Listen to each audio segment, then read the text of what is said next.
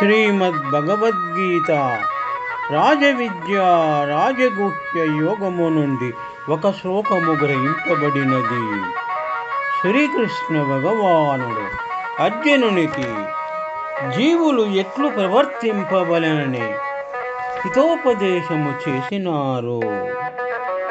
మోఘ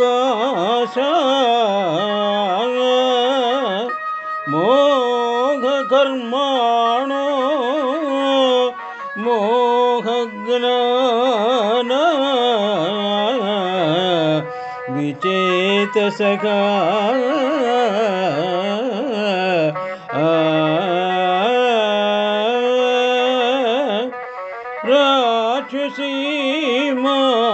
రాక్షసీమాసురీం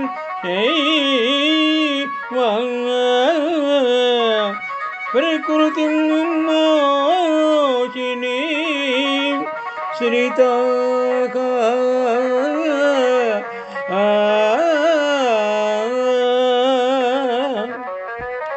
శ్లోకభావము.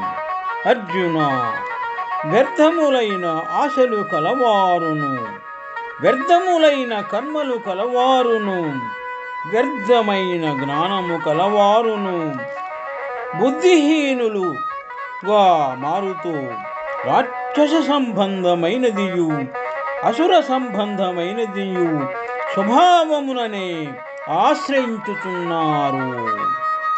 జనులు సామాన్యముగా రెండు విధములుగా నుండుదురు.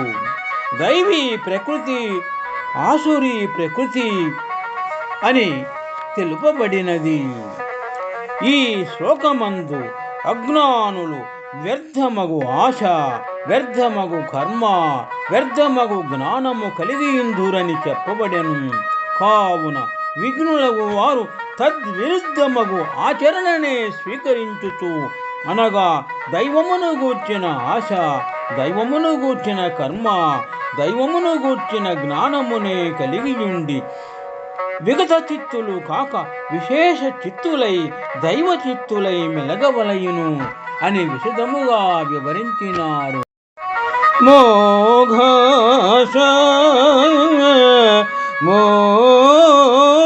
కర్మాణో మోఘ జ్ఞాన విచేతసగః రాక్షసీమాసురీం చైవ ప్రకృతిం మోహినీం శ్రితాః